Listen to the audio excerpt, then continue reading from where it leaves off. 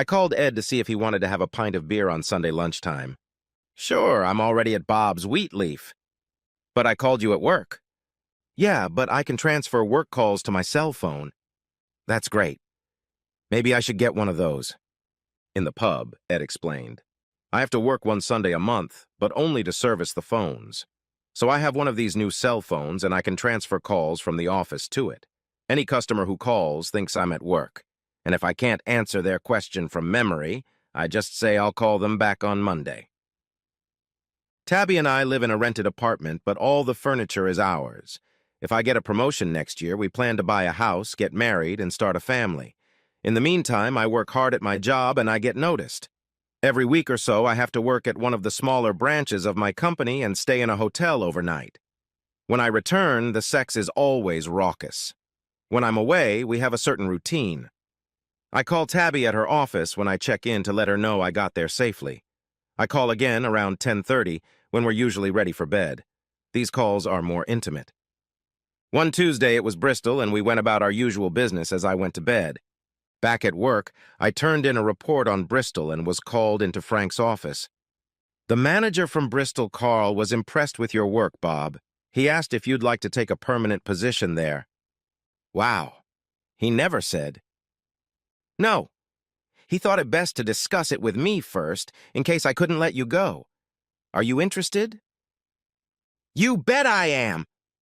Well, the situation is this. You're going to get promoted next spring anyway, but next month you can get the same offer. I don't want to lose you, but I don't want to hold you back either. I know you come from the West Country, so I thought you'd probably want it. I want it. And there's another advantage. The guy you're replacing has already left, and Carl says there's 3 months left on the lease on the apartment. If you want it, they'll hold it for you. It'll be easier to get started that way until you get yourself sorted out. I really want it, Frank. 3 weeks, then. I wrote my resignation letter and spent the day quietly. I decided not to share my news with Tabby because I suspected she was having an affair with a coworker. It sounds very arcane, but I'm a logical thinker. That's what I'm paid to do. I took care of the problem, and I was sure she was lying to me. Lying has its own psychology. If you're gonna lie, you gotta lie big is bullshit. A person having an affair will intersperse their lies with as much truth as possible, but the other person's name will loom in their mind. So they will mention it. That way, if it comes up in conversation, they'll back up. Oh, X? You remember X. I've mentioned him before. I mentally flipped through our recent conversations about Tabby's work and coworkers, then picked the name she mentioned most often, Charles. Is he your boss? I asked. No, my boss is Richard. But when we're seconded to a project, we go from line managers to project managers. On Project Omega, I report to Charles. That wasn't all. Charles had only been working here for a few months. The other employees really liked Charles. Charles was divorced and lived alone. Charles was quickly promoted to director. It was never mentioned that Charles was tall, handsome, etc. Sometimes you leave clues by what you don't say. Maybe Tubby wasn't having an affair, or had one, but not with a coworker. However, all odds aside, my candidate was Charles. And if they were guilty and I had a violent nature, they both had to pay. I looked around for more evidence, but found nothing. I have a vengeful nature that is usually well hidden. Blood would be spilled if Tabby was playing away from home. But until the situation got out of hand, I was willing to back off and give her the benefit of the doubt. So I quizzed her. You're never going to have an affair, are you? I'll be furious if you do. Where did that come from? She asked. Will you answer it? Of course I'll answer it. No, I would never cheat on you. There's no point in asking. It's just nice to hear it out loud sometimes. Is that what you're going to have? Is that what we're talking about? I wouldn't, I said. I'd leave you if you did. We walked away from that little conversation and avoided each other for an hour. A week later, I went to Coventry. It's not often you get weeks in a row, Tabby said. They've got serious problems, babe. I might have another trip next week. I still hadn't told her about the vacancy in Bristol. That would remain a secret for now. That night from my hotel room, we moved on to a bedtime phone conversation, and I included, I hope you're going to bed alone. Not that. Of course I'm tucking in.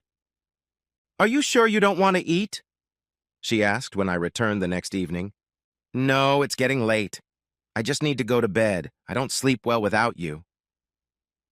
There were 2 pillows in the bedroom, resting on their corners and leaning against the headboard of the bed. What's this? I asked. It's modern. It looks sophisticated. I climbed into my pajamas while Tabby brushed her teeth. When I finished brushing mine, she screamed. I rushed back into the bedroom and she was standing on a chair squealing. She looked like Tom's big black mom who had just seen Jerry. Spider! The duvet cover was flung to her side and a furry tarantula the size of a saucer was in front of her. I picked it up, brought it up to my face and squeezed it. Bad spider! Scare poor Tabitha like that! I threw it at the bedroom door where it bounced on the floor. He lay on his back, twitched once, and fell silent. It's all taken care of, baby. The hero is back. You bastard! She jumped off the chair. You know I hate spiders. Yeah, well, that was the point of the joke. It wasn't funny. Get rid of it. I picked it up. In the end, he turned out not to be hairy, but rubbery. Where am I supposed to put him? Throw him in the spare bedroom, and while you're there, go to bed. You're not sleeping with me tonight. I went downstairs and put it in the kitchen trash can, wrapping it in newspaper beforehand. I went back to the bedroom. There's no way I'm sleeping in the other room. I don't sleep well on hotel beds. Well, you're definitely not getting sex. She curled into her pillow, clutching one of her fancy pillows to her chest. All night she snuggled up to me. In the morning we made love passionately. Afterward, lying in each other's arms, she said, I'm sorry about last night. You really scared me. I'm sorry, too. While I was gone, I looked in the joke store. It was supposed to be kind of funny. At breakfast, I wasn't really surprised by her news. We're invited to a barbecue on Saturday. Oh, whose? Could it be Charles's barbecue? Charles, she confirmed. He invited everyone from the project as well as a few neighbors. He doesn't know many people here, so this will be a good chance for all of us to get together. Well, then let's go and make him welcome. Great. He asked if we could each bring our own drinks. We gathered late in the afternoon. There were a dozen people from the office here, most of whom I knew, and half a dozen neighbors I didn't know. I don't know if everyone got as personalized service as we did, but he willingly showed Tabby and me around the house. What interested me most was his bedroom. There were 3 pillows artfully arranged between the pillows, very exquisite. We only have 2. Back downstairs, she joined her coworkers. Charles and I were in his office, which he called the library. A bag of golf clubs in one corner looked out of place. You have a lot of Stephen King's, I said, picking up the stand. I've never seen this extended version. I put on my reading glasses when he said, a lot of these are first editions. I started to put the book back down. No, it's okay, look at it. All the valuable ones are on the top shelf. Some are still in shrink wrap. Throughout the barbecue, I kept my eyes on Tabby, but she didn't give anything away. She brought 2 chilled bottles of Pinot Grigio in the cooler. As far as I knew, she'd never drunk it before. In the same box, I brought 12 cans of Boddingtons. I didn't expect to drink them all and was willing to share. One of the neighbors came over with a liter bottle of the Macallan. I should get to know him better. I stood next to Charles and chatted. Pretty, isn't she? Said I. Who? Tabby. Oh, of course. Yeah, she's cute. Cute? Thought I. Gee, you're afraid to admit to your husband that she's cute. I knew it was you. He was dressed casually in a polo shirt and jeans and incredibly hairy. I don't have much armpit hair, and I don't have any on my chest, but he had them poking through his shirt, not like a big spider. I smiled. Later, when Charles was busy at the barbecue, I slipped into his kitchen. A tall cabinet revealed a dozen bottles of Pinot Grigio. Suddenly, he shrieked. It turned out he had left a barbecue fork with a handle hanging over the coals, and then picked it up. One of the female neighbors led him into the kitchen. Her husband, the one from Macallan's, was dozing in a chair. I walked over and joined him. Tabby got up and took over the chef's duties. She ignored the hot fork and grabbed a spatula, flipping burgers like a pro. She even flipped sausages with it. Holding the bun in one hand and the spatula in the other, she poked the burger and deftly placed it on the plate next to the lettuce. "Come and get it, guys. Add your own bits to taste," she instructed. "There's mustard, relish, whatever you want." A small line formed. I nudged my new friend. "You look comfortable. Can I get you a burger?" "Not yet, thanks. I'll have another whiskey." He reached for the bottle, but I grabbed it first. "Here you go. Can I get you some ice?" "I never put anything in a Macallan." "You're quite right." "Will you have a drink with me?" "Thank you. I thought you'd never ask." The wounded soldier returned. His new nurse was bandaging his arm. "That's a pretty nasty burn," she purred. "Nah." He looked a little embarrassed, and she looked like she wanted to give him a better kiss. She walked over and joined us. "Get up, you lazy pig, and get me a burger. Lots of lettuce." Mr. Macallan sighed and winked at me. I watched Charles and Tabby surreptitiously until we left for home. There wasn't a single touch or glance. He flirted with other women more than he flirted with her. An outsider would say there was no evidence of an affair, but I'd seen enough to be convinced. Time to pretend I had another trip to take. "Frank is sending me to York on Wednesday. 3 weeks in a row." "Sorry, it's important." "No problem." She was right, it wasn't a problem. Not yet, anyway. In fact, I'd just taken a day's vacation. Tuesday night, I was packing. Something was missing. "Have you seen my reading glasses, babe?" "No." "Damn. I just remembered the last time Charles had them at home. I wore them when I was looking through his books." "Maybe I should call him?" she suggested. "No, that's okay. I need to buy more toothpaste anyway. I'll go and get them." Tabby looked worried. "Bob, I wasn't expecting you." "No, I bet Tabby called you." "I'm sorry to intrude, Charles, but I think I left my reading glasses in your library." "Come on in. Would you like a beer?" "Thanks." We found my glasses next to the stand book where I'd left them. We had a beer, and I asked if I could use his restroom. "That's okay. I remember where it is from Saturday." As I relieved myself, I remembered that he'd said he almost never uses the downstairs bathroom. I pried open the top of the frosted glass window, just a tiny slit. It wasn't big enough for a person to fit through it, even if it was wide open. I visually measured the distance from it to the main window handle. I blushed, and we said goodbye. On the way home, I remembered to buy toothpaste. Tabby left for work with the usual "love you" and "take care." I added, "be a good girl," but that went over her head. Instead of driving to work, I drove to a neighboring town and went shopping. I found everything I needed at a thrift store, wandered there until lunchtime, and returned to our town where I bought a couple of new shirts and ties. I ate at KFC, not far from Charles's house. When I was done, I went into the restroom and came out of there in my second-hand clothes. I walked out into the street behind Charles's house and headed down the path to his house. I was wearing unremarkable running clothes, a cap, and a pair of cheap sneakers. I was still carrying my overnight bag. I climbed over the 6-foot fence and down into the garden out of sight. At the bottom of the house, the toilet window was still slightly ajar. That was a good thing. I had no alternative plan. I pulled my secret weapon out of my bag. It was crude, just an unfolded clothes hanger. Now, wearing gloves, I opened the small window and slipped the wire inside. It caught on the handle of the big window and opened it. I climbed inside and closed both windows tightly. My first destination was the library, where I picked out one of Charles's golf clubs. I've never played, so I have no idea what it is, but it was heavy and had a lot of metal on the working end. Then I looked around his bedroom. From the looks of it, Tubby was expected to show up soon. 2 of his fancy pillows were on the floor at the foot of the bed. The distance between them was just right for someone's knees. A third lay on the edge of the bed.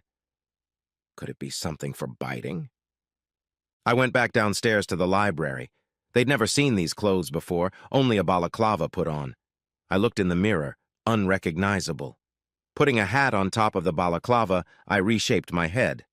Soon, Charles's car pulled up. They'd left work early, wanting to get some business done while the idiot guy wasn't home. I clutched the golf club in my hands, hoping I wouldn't have to use it just yet. I could hear them in the kitchen, opening a bottle. I love Pinot Grigio," enthused Tabby. "Me too. But most of all, I love everything under your panties, and I want it all right now. Don't take too long on your first try. Bob might call soon to say he's here. I waited until they closed the bedroom door and tiptoed upstairs. I thought I heard them undressing. That was confirmed when I heard him say, "You can keep the stockings." I didn't even know she had a pair. I hoped I could get the timing right. When I opened the door a little, I saw exactly what I expected. I can't say it was anything special. He should have spotted me at any moment. I made it halfway to him before he turned around. "What?" I didn't answer. I wasn't in the mood to ask hard questions. He half raised himself. His laws were pointed straight at me. For a split second, I found the sight quite offensive. It's funny what goes through one's mind in extreme moments. And in his head was a club. I swung it, and it hit him right between his eye and his ear. He staggered backward and collapsed to the floor, landing so that he was leaning against the dresser with his legs spread wide. Blood was oozing out of him, but that was okay. Nothing got on me. Tabby still didn't know what was going on. I swung the baton again, this time at Charles's balls. There was a distinct pop. He didn't say anything, probably passed out. I dropped the baton. When Tabby started to turn toward me, I wrapped my arms around her waist and tossed her aside. I hadn't meant to hurt her. In fact, I'm not sure I did, but fate intervened. She collapsed to the floor, landing next to him. They looked strange sitting side by side. Upon closer inspection, it appeared that she had hit her head on the wooden handle of a crate. Nothing serious. It only stunned her. Her eyelids fluttered and she groaned. She looked up at me. Her gaze was glassy and dull. I squatted down and held out the golf club to her. She instinctively took it and knelt down, smearing some of Charles's blood on her stockings. She closed her eyes again. I don't think she saw me properly. I stood looking at them. They were lying side by side, legs spread wide. There was no blood in Charles's groin. He just looked swollen and purple. This worked out better and faster than I had hoped. With the lovers out of commission, I found over 200 pounds in Charles's wallet and took it, then pulled out Tubby's cell phone and examined it. I had never picked it up before, but I realized it was contacts. Charles was the only one. I went downstairs and took off my balaclava and gloves. Quickly examining myself in the mirror, I made sure there was no blood. I went back to the downstairs restroom. If the next part didn't work, I'd have to leave through the front door. I opened the main window and climbed out. I lowered the handle just above where it was supposed to go down. Then I slammed the window shut. The knob fell back into place, closing it. That always worked when I was a kid. I took the SIM card and battery out of my phone and threw it and my balaclava and gloves into the canal. At KFC, I changed into my regular clothes, ordered a takeaway coffee, and drove home. The moving company had sent some packing boxes. I waited until 5:30 before calling Tabby's work. No, she left early. I called her mom, then her brother, but they hadn't seen her. I called her office again and reached Charles, who was running late in the department. No, there was no tardiness. He left early. At 7, I called the local hospital. Yes, they were just about to call me. Tabitha Poulter had been admitted with a head wound. I rushed to the hospital where the police were waiting for me. They wanted to talk to me, but they let me visit her first. There was no point, though, since she was sedated. The police officers took me to a quiet corner. "I'm Sergeant Carter, and this is Constable Barton," the man said, indicating the woman with a nod. "We need to know where you were today, Mr. Poulter." "And I need to know what happened to my wife. The medics have given me only vague details." "I'm sorry," Constable Burton said. "We're not at liberty to divulge anything at this stage." "Look, my wife and I are moving this weekend. I took the day off today and started packing. I went into Collier's this afternoon and bought shirts for my new job in Bristol. Came back here, ate at KFC, and went home." "Have you ever been to Charles Diamond's house?" "Yes, twice." "Can you tell us when and why?" "No." They looked at each other. "Why?" "Because I don't know why you're asking. I'm stressed out. My wife is unconscious and her family is on their way. I think there's an expression for it. A lot to do. And here you are rambling on about some guy I barely know. What happened to her?" "You must understand." "No, I don't understand. Here's the thing. You tell me everything you know and I'll tell you everything I know. And if it means I have to be put in a cell for the night, do it. My day couldn't be worse." They looked at each other and he nodded. The ambulance service received a 999 call this evening. Medical assistance was requested at Charles Diamond's residence. We arrived and had to break down the front door to gain access. He was found in his bedroom. The medics wouldn't let us in at first, so I don't have details of his injuries, although I understand he was unconscious. Tabitha Poulter was in the same bedroom. She was standing by the bedside table and still holding the phone.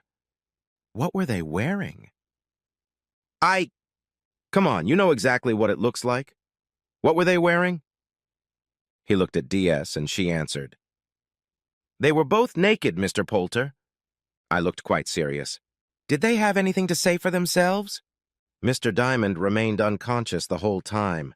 The nurses reported that your wife spoke in passing about seeing a black man in the room, but there were no signs of forced entry. Thank you. I realize you're not trained to give me an opinion on their injuries. Tell me what you think and I'll tell you everything. Your wife has head injuries. All I know about Mr. Diamond's condition is that it's worse than your wife's. The motive could very well have been robbery. I waited a moment to digest this new information. My wife works at Wade's with Diamond. She and I were at a barbecue at his house last Saturday. I noticed the subtle flirting. I realized later that I had left my reading glasses there and went back to get them last night. Diamond and I had a beer, and I was there for about 30 minutes. Were those the only instances? Yes. They were taking notes. I thought it was smart not to call him by name. After all, I was the offended party. Obviously, it sounds like she was having an affair with him. I continued. I had no idea except that I saw harmless flirting. My wife knew I wasn't working today and said she'd be home a little late.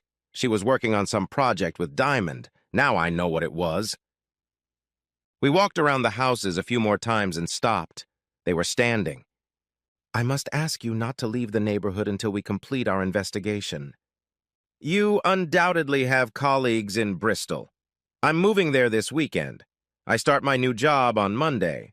I can give you a new address. That will be fine. Please contact our branch on Market Road before you leave. If we're not in the neighborhood, a message will suffice. There wasn't much to do at work, just wrapping up my chores and putting away my personal belongings. By Friday, I had packed up everything at home except the washing machine and towel. My boss gave me the day off. In Bristol, Carl organized a junior with a key to wait for the movers at my new address. I knew I would have to drink on my last day on my lunch break, so I used Carl's money to rent a cheap hotel nearby. While I took a cab to work, the movers loaded my stuff, including the bed, and left. The house was cold. Empty houses usually are. Tabby's parents arrived to pick up all her clothes and personal belongings. Is this really necessary? Her mom asked. Can't you two agree? I ignored her and looked at Tabby's dad. If your wife sneaked off to another man to have sex with him, would you try to work things out, Dave? Well, really, there's no room for vulgarity here, her mom said. That's exactly what I'm going to tell Tabby. Just get her out of here and don't come into the hospital until I get there. The phone rang. Tabby was coming around. When I arrived, the same two officers were there. Would you like an update before your visit, Mr. Poulter? That's a good idea.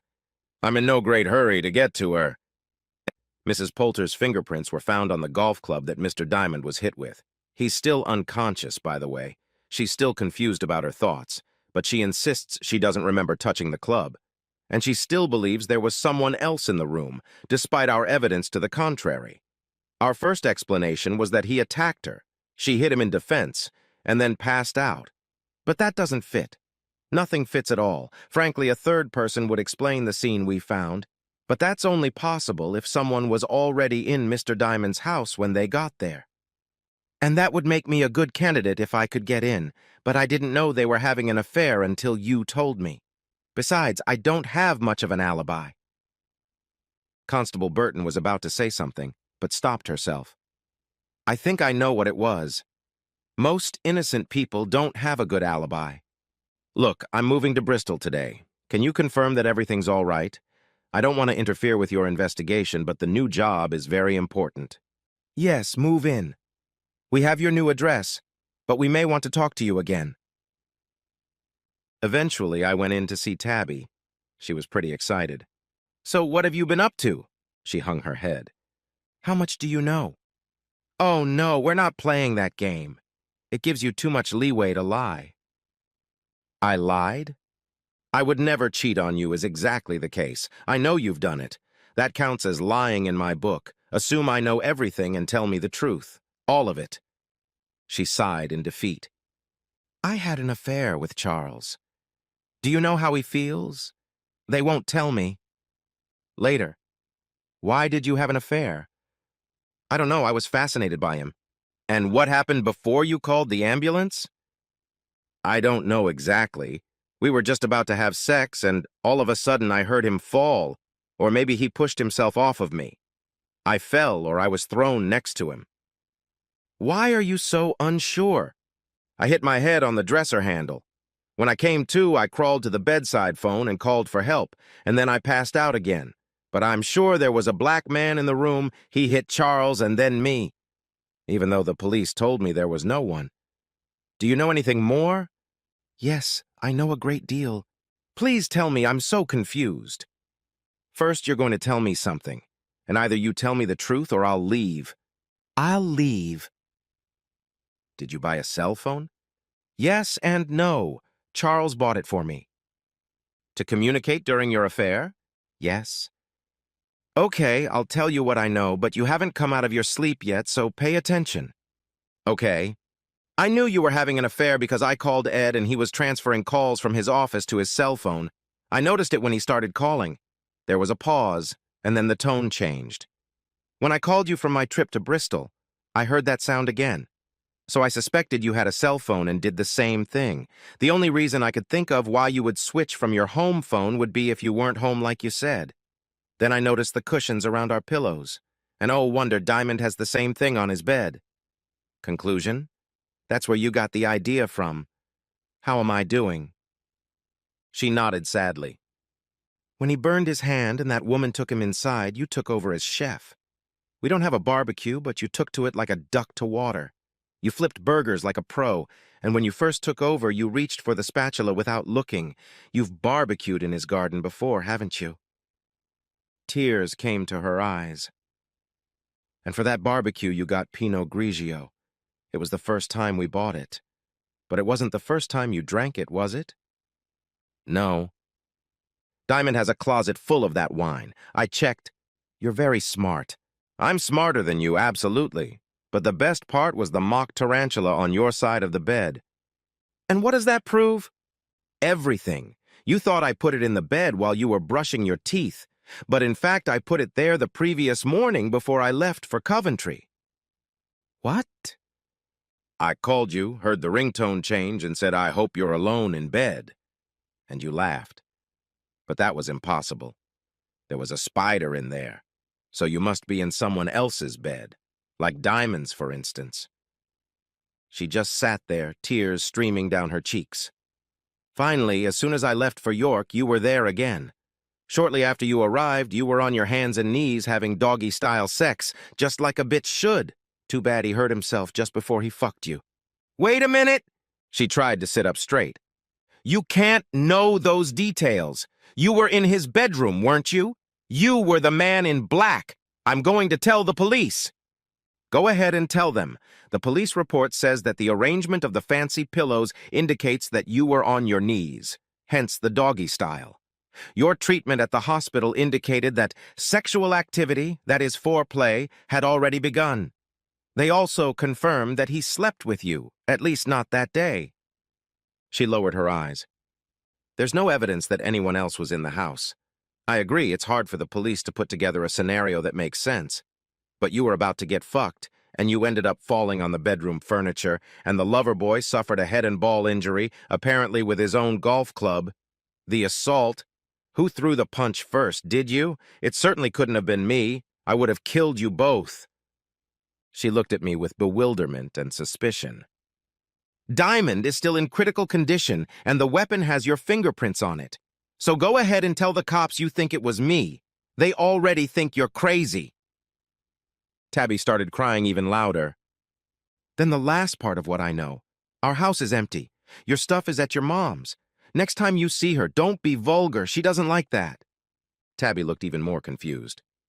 I gave the key back to the landlord, so don't go back there. If you do, trespassing will be added to your other sins. And I have a new job and a new address. You don't need to know where... What? You heard. While you were offering yourself to the handsome Mr. Diamond, life was going on. But mind you, I called your office yesterday. They'd only just found out you were both injured. I told them what you'd been up to, and I think they canceled the trip to get flowers. I wonder if you'll still have a job when you get out of here. And I'll be surprised if Diamond even gets out of there, to be honest. He's almost a vegetable by now. Suits him. You bastard. Rich for saying that. If you're having trouble finding a job after you're discharged, you can always buy some more stockings and hang around the station after 9 o'clock. A neck corset might scare off a few customers. I walked out feeling smug. The trip to Bristol had been enjoyable. Eventually, Tabby would find out where I was, but hopefully she wouldn't try to contact me. I hoped she wouldn't try to contact Frank. How did I get back from York so quickly? We don't even have a branch there.